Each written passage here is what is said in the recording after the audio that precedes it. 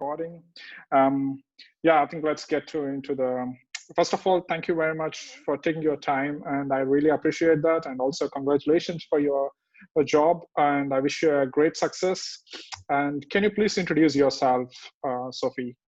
Well, I'm now a UX designer. I was a fashion designer before, and based in Paris. And I did the UX course at CareerFoundry and basically finished it beginning of this year when the pandemic started. Took a break for 2 months and then, and started applying for jobs. And now I got my first UX design job. So now I can officially call myself a UX designer. That's great. Okay, I think definitely you have a portfolio, UX portfolio. How much do you think it's important for your UX jobs or getting into UX? How much important do you think your UX portfolio? I think it depends on the company and kind of job.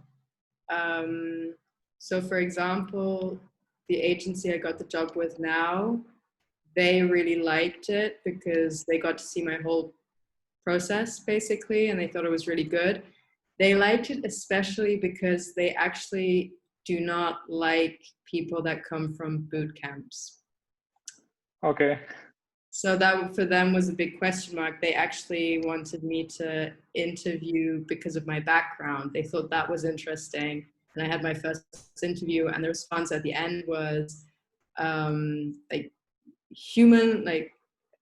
personally it works well, but there's a big question mark on your skills.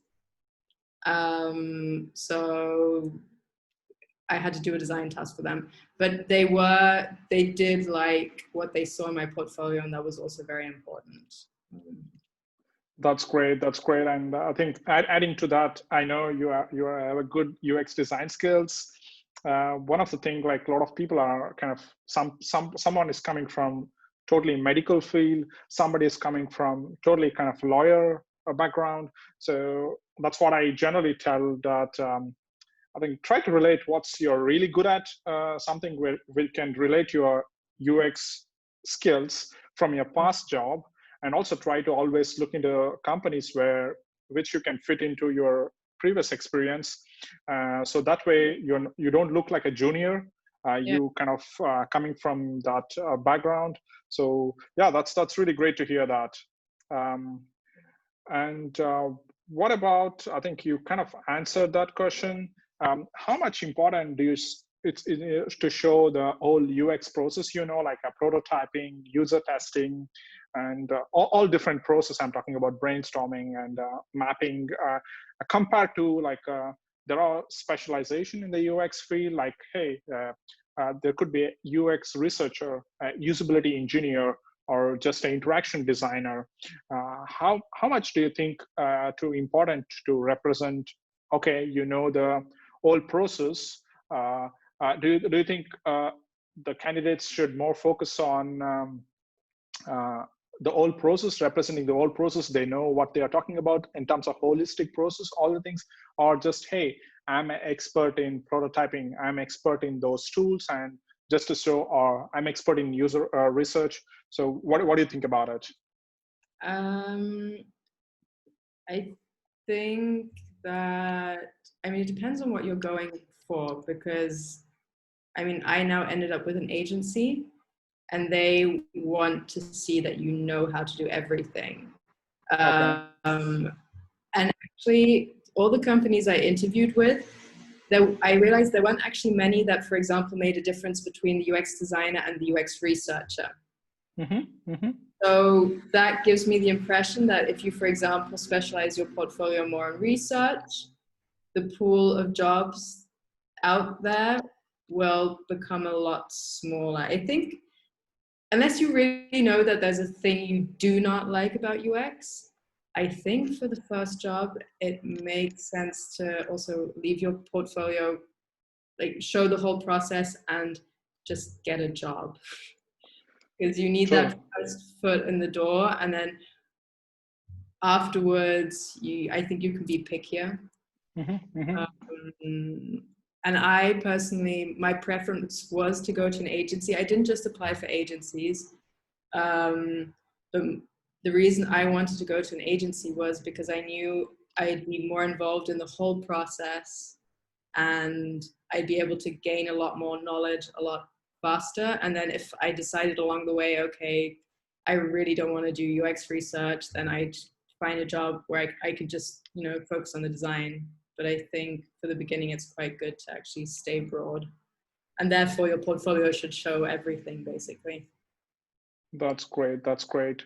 How was your kind of, I think you mentioned about you are focusing on the agencies.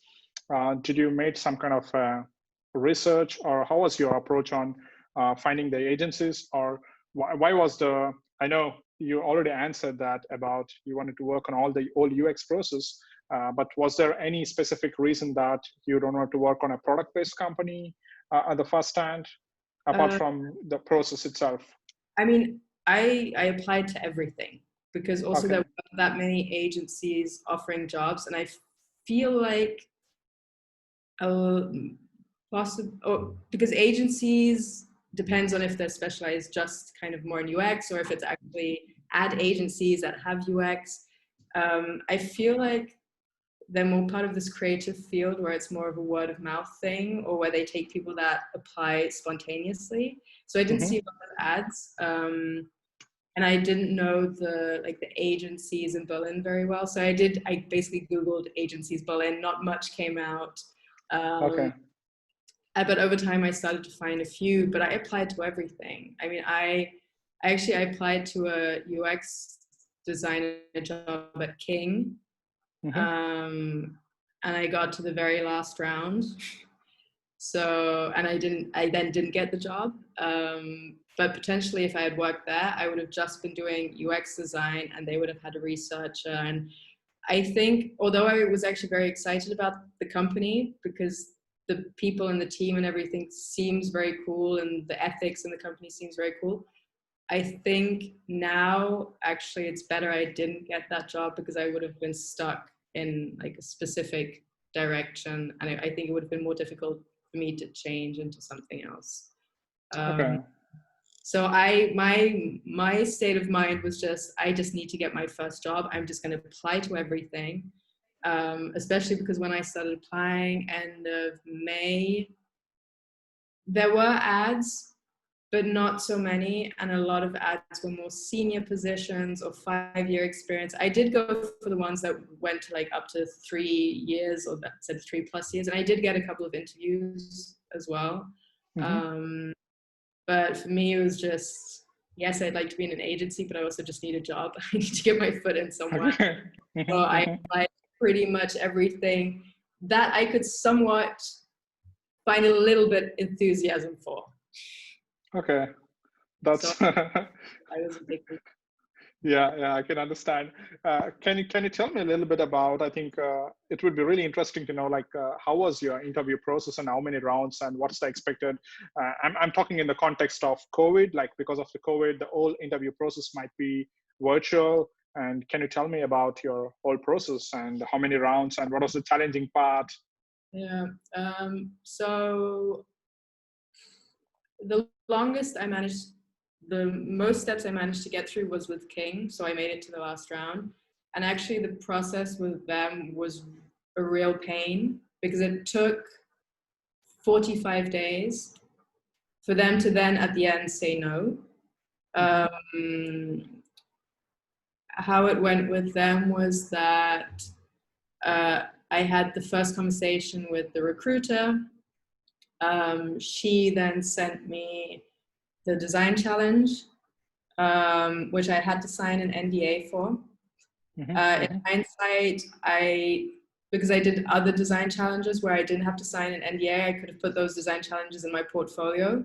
But actually, in hindsight, I was really annoyed with King because the work they asked me to do on that design challenge was very extensive. It was on their product. Whereas other companies actually gave me more hypothetical things. So I worked on that. They liked it. I had my first interview with two people, which were, I think, I can't remember, I can't remember all the titles. Game designer and senior something artist. I don't know. So I had a video call with the two of them at the same time. And what I did like about the process with them was I didn't feel like they were trying to like trick me. It didn't feel like trick questions, and it actually felt like a two-way street. Like they were also advertising the company to me. It was just a nice experience because it wasn't just me proving myself to them. It was also them proving themselves to me. So that interview happened a week after I handed in my design challenge. Then I had to wait another week until I got to the next interview, which was with the senior UX designer. Then I got the reply like 2 days later, but I had to wait another week until I got to the next interview, which I think was with the developer and product manager, I think. And which was also very frustrating is that I would recommend to everyone, ask at the beginning how many steps exactly you have to go through.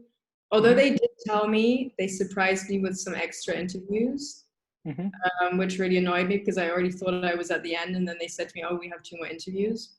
Oh, okay. And then it took, I think, another like 1.5 weeks for them to then tell me they took someone who had experience in mobile game. Oh, okay. But the thing is, so this job, what I liked about King is that in their job description, they don't mention any amount of years of experience. So you can already sense that the company's quite open-minded about, or they know that years doesn't necessarily equate to knowledge. I know that actually scares a lot of people when it doesn't say something precise. I just say apply, just apply. Okay. And then there are other companies where it was always, the second step was always to do a design challenge. I applied for a job at Check 24. But that actually happened while I was already talking to the agency, so I never finished all of that. But they gave me a design challenge, which was also on their product, but they never made me sign anything, which I thought would, for me, made me feel a bit more at ease because I knew, okay, I'm going to work on this, but I can also put it in my portfolio. Because I only had to do 3 design challenges in total before I got a job. But I think these design challenge things are not good in the sense that, especially people that have to go through a lot of design challenges, they get very fed up. Often you're doing free work. I've heard from a lot of people and also like lawyers that say, actually, you can ask a company to pay you at least like a minimum wage for that project, especially if they don't employ you. I actually had a conversation, I had an interview with Marley Spoon, which was also, again, a job that advertises with 3+ years experience. So I was very afraid of doing that. My friends pushed me to do that, and I got a lot of interviews, you know, although I don't have those 3 years experience. No one should be afraid. They should just send it out and just see what happens. But I spoke to the person that was interviewing me, also basically explained they don't do design challenges because, first of all, you don't know how long someone's working on the design challenge. So someone could, you know, give you something that's really, really good.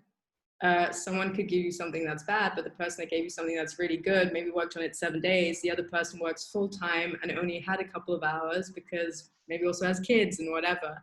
It doesn't prove anything. So what he would have made me do if I had moved on was actually present one of my portfolio projects. And then afterwards, the next stage would have been to actually analyze a random product that he would have picked, which I find a lot more sympathetic, I guess, because it's not the free labor thing. But yeah, like, and most companies, from what I understood, they also gave you a guideline of how long the interview process is. And most of them said it would be maximum 28 days. So everyone I told about King, where it lasted 45 days, and to then get a no, everyone was pretty disgusted about that. And they need to organize themselves a bit better. And also, the longer you spend time having to deal with them, the more upsetting it is when you then don't get the job, right? So I think you have to try and not take these things too personally and not have any expectations. And I think all I was like listening, all valuable suggestions. I was kind of okay. It's keep coming really, really valuable suggestions. From my perspective, what do you think? Like, because you're a beginner, and does design challenges makes you kind of more experienced, gives you more experience? Should they say yes for them? Of course, you don't have 100% sure that you're going to get the job, and you're going to spend your time, which is going to be a lot of time, depending on what is your situation. Like you said, depending on your family situation, depending on your working full time. What do you think about, like, for aspiring UX designers or junior designers to accept those challenges positively, work towards learning part of it, and of course they can kind of make them as part of their portfolio if it's sign anything. Yeah.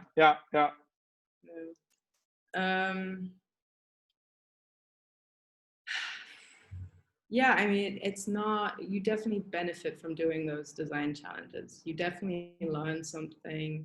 But, you know, it's like how I remember reading these suggestions. If you're on a job hunt, but you think your portfolio is not good enough, do these, like, what is it, a challenge a day thing? It kind of has a similar aspect of, like, the more you do challenges, the more you get used to it. It is valuable, but after a while, it is also upsetting if you're doing all that work for free. So, yeah, I don't know. I mean, I think also something I'd suggest doing, and which was also maybe part of the reason why I applied for a lot of different types of jobs, is don't just go for the companies or jobs that you think are perfect for you, especially when you're starting, because then you do your first interview for a company you really want to get the job with, but you're not experienced enough in the interviews. And that's the thing I also noticed, especially going through the interviews with King, because at the end of the day, they were all there to get to know me, but the questions were all relatively similar. So I kind of internalized all the things I'd say anyway, and it came out naturally. You know, the more interviews you do, the better you get at doing interviews and understanding what the questions are going to be and what people are actually looking for. And, you know, especially those behavioral questions that a lot of people ask in interviews, they seem like trick questions at the beginning, but they actually really aren't. So also I would say, like, look into that, because that's what a friend, I didn't even really know about it that much. And then a friend who had been interviewing people told me, and I just Googled it, and then I understood the principle of how to answer to it. And, you know, so try and take every interview, every design challenge as a lesson, and, you know, see what you did well and kind of apply it to the next. That's great. And do you think mock interviews could benefit, like such kind of questions, having a mock interviews where it brings more confidence and also helps you to prepare such behavior questions? Maybe. I mean, I know for myself, anytime I kind of rehearse something like that, you usually do it with someone you know, with a friend or whatever. And I personally have difficulties taking it seriously. Yeah. So that's the thing. I mean, the thing is also with CareerFoundry, you have the job preparation course, which I never finished, but at least I, like, picked out the parts that I thought were important to me. And one of them was, I think, how to prepare for an interview or something like that. And, like, take notes. And I think my tutor kind of looked over my notes, and, you know, also, like, your elevator pitch and how you talk about yourself. That to me was important. What I then did for myself before interviews was kind of just go through my notes and just say out loud what I would want to say. Mm-hmm, mm-hmm. The benefit of remote interviews is that you can have your notes on your screen. So I just always had the Word document open next to me while I was talking to people. Mm-hmm. That's Yeah. very helpful. But Yeah. make sure you don't like they don't notice you're like looking and reading something. Don't read off the sheet. You know, it's just. Yeah. But yeah, I think for me, it just helped to go through the real thing multiple times. And Mm-hmm, mm-hmm. yeah, some people function that way and it works for them to have, you know, a friend, sibling, mother, or whoever do a mock. Mm-hmm. Yeah, I also know there are some free services like where you can do random interviews with strangers. I think they have like free, like 4 per month or something like that. And the more positive feedbacks you go, the more times you get feedback. And in that way, like you really talk to a stranger and they give you feedback. I think I also feel that's valuable. Yeah, that definitely. I mean, I didn't even know about that. I might have actually done that if I'd known about it, but. Yeah, I think I can share it to you later. I know that service, like I used a couple of times. I think that's a good one. And what do you think kind of give you kind of advice for like from your learnings from these? It could be 1 or 2 months from interviewing. Do you give some tips or suggestions to focus on apart from whatever the things you said so far? Do you have any tips or preparation guidance for UX designers looking for their junior position or aspiring UX designers? Yeah, I mean, the thing is, I think one thing that's important is, especially when you prepare your notes and you know how to present yourself and everything, don't pretend to be someone else. Mm-hmm. I think in interviews, I think the phrase "fake it till you make it" can be misunderstood. So I think there are some people that might think they should just lie. For me, the preparation for the interview actually helped to realize what I could take from my background and what was valuable or what is valuable for future jobs. And I personally am very bad at giving myself praise and acknowledging that I did something that was actually pretty impressive. So, you know, sometimes you feel like an imposter, but that's not what I mean. I think there's some people that actually take it as, yeah, I'm just gonna pretend like I'm someone who I'm not. What I mean is do the hard thing, try and look into your past, see what was actually valuable, give yourself some praise. And also throughout, you know, when you do multiple interviews, you suddenly actually understand, yes, these things were valuable, they meant something, so you gain confidence. But don't pretend to be someone else. They'll notice, and you won't present yourself as well. And the thing is, you want to have a job, you want to be a good fit at that job. So if like the human connection is not good, or if it's not real because you were pretending to be someone else, you're not happy at your job. So for me, I think that's very, very important, because I had that with some interviews where I thought, okay, I just really need a job. But in hindsight, I don't think on a human level it would have worked at all. Yeah, totally makes sense. I know from your background, like you have a really artistic background, and I think you're also good at learning and more applying the process. I think it's a good mix for a UX designer. I think definitely, like you said, I think what you're really good at and presenting well. I think that's really important. And did you feel anything which is kind of really hard in the interview process where I think you kind of careful or you do much better preparation? Or was there any kind of thing which, hey, I felt this could be something which kind of like I should do more preparation, or I should have done more research on that? It could be researching on a company, or it could be researching on things which you kind of like, hey, this is one thing which is kind of challenging for every company, which you can do it better. Yeah, I mean, I did always anyway. When I wrote my motivation letter, I researched the company, obviously, because I needed to figure out what to say in that part where you have to say why you want to work for them.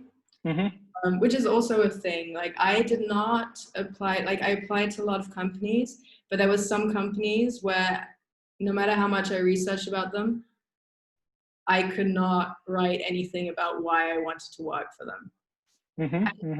And you know, then it's that like generic phrase that you write that doesn't mean anything. I did send some of those off, but eventually I stopped because, again, if I can't say anything about it, then I don't actually want to work there. That's a tip. But I think during the interviews, always ask questions. Like they like when you ask questions because it also, you know, means you're also as interested. I think it's interesting when you kind of throw facts back at them about their company. So for me, with King, for example, what was very interesting is that they're trying to change the percentage of women that work in the gaming industry, that in their company now they're already at like, I think 40% women, 60% men. And for 2021, they want to raise it to 50-50. That the amount of like women that play mobile games has gone up extremely, but there's still more men designing these games. So, you know, if you do your research, and especially when you're actually interested in the company, you'll find all this stuff and then you can have these conversations with them. And yeah, just ask, because I remember having a conversation at the very end of the interview process with the product manager. And I actually just asked him, like, how many of the people that play Candy Crush actually spend money on the game, because to me that wasn't clear. And he thought that was, I mean, maybe I could have found it out myself, but he was really engaged by the conversation. So he asked me, well, what do you think? So I gave a guess, and then he explained it to me. And so, you know, it helps on that human level. It helps on showing that you're interested in the company, that you do know certain things. I think that's very important. And then there's that thing of, I think you can only, you'll never be fully prepared. Like I remember first interviews, like one of the first interviews with King, I had looked up behavioral questions and I tried to pick out the ones that I thought that were the most important, but then they came up with different questions. I, you know, obviously memorized them, wrote them down and added them to my list of behavioral questions. But I think it also depends on who you're being interviewed by, because even if I wasn't prepared for those questions by them, I still passed. You know, if it had been someone else, they wouldn't have let me pass. So at the same time, it is about your skills, but it also is a lot about how you fit into the team. And I think today more than like maybe 10 years ago, like the cultural fit seems to be so important now. So yeah, no, I think try and prepare as much as you can. Ask questions. Don't be afraid to ask questions. It might lead to an engaging conversation. But also, like, people need to know they'll never be 100% prepared unless they've gone through their 20th interview. That's true. And also take the time to think. Like, I know that what I do, that when I get asked questions, I try to respond as quickly as possible, because I'm afraid that, you know, they think I'm dumb or something.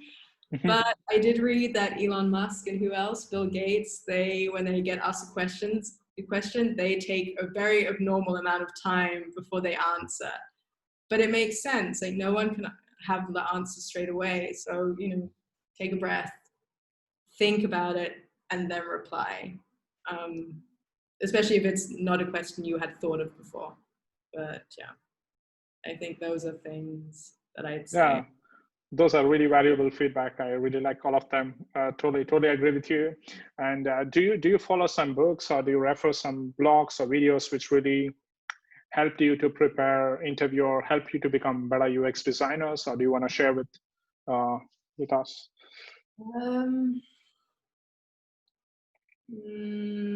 I mean, for the interviews, I just Googled, I Googled behavioral questions, and then you have a ton of pages. They all have different questions. Some of the pages will explain why people are asking you this and what the responses they are looking for. Like at least the concept behind it, and then you adapt it to your background, obviously. That helped me a lot. I subscribe to a lot of, what do you call it, like not channel publications, I guess, on Medium concerning UX. So I get my, I think I get my daily update with new articles on that, and I can save them. I mean, I usually, when it comes to working, I look at the Norman Nielsen group page or IDEO and stuff like that. But I mean, it's all nowadays so fairly easily Googleable. I don't know. I just Google stuff, and then anything I come across, I like pin and save to a folder. I don't have a very specific place I'd go. Great, great. I think that's my last question is, do you have any final tip or one suggestion where you can share it with, I know you already shared a lot of them, but there's one final tip or something, some positive things for the aspiring UX designers? Maybe not for the interview process, but something I'm kind of struggling with right now is the work process at my agency. Not because I mean, we do learn about sprints and things like that during the CareerFoundry course, but we don't actually apply it to our project really. And I've read about it, but once you're in it, it's interesting. You have to get used to the rhythm, and because during the course you're kind of doing it at your own pace. Now suddenly you have someone not standing behind you, but basically who hands you the plan and says, this is what needs to be done by the end of the week. Prepare for that, especially if you're going to an agency. I think that's an important one. And I think there's also something I've discovered about agencies, and because I've spoken to a lot of people, or I've reached out to people on CareerFoundry, which is also a good thing. If you are applying to a company, you see that someone from CareerFoundry works there, send them a message. That's always good, because I spoke to someone who did CareerFoundry. She's at another agency that's based in Berlin, but also has an office in Hamburg. She's in Hamburg. And I messaged her, and she said to me, and this is something that a lot of people have said to me, you're better off, if you're trying to apply for an agency job, you're better off if you already have a creative background. Because what they are also looking for is aesthetics and a sense of creativity, you know, an eye for actual design aesthetics, not just UX. So I think sometimes it can be frustrating for people with a certain type of background. If they are going for an agency, they might actually not be the right fit, or they do still need to work a lot on a certain aspect, and they might be a better fit for, I don't know, like Check 24, where you're working on a specific feature. So there's also a massive difference there, I now discovered. So there's a little bit realistic also about how your background works with certain companies. Yeah, I think that's really, really great insights. I'm gonna stop my recording now.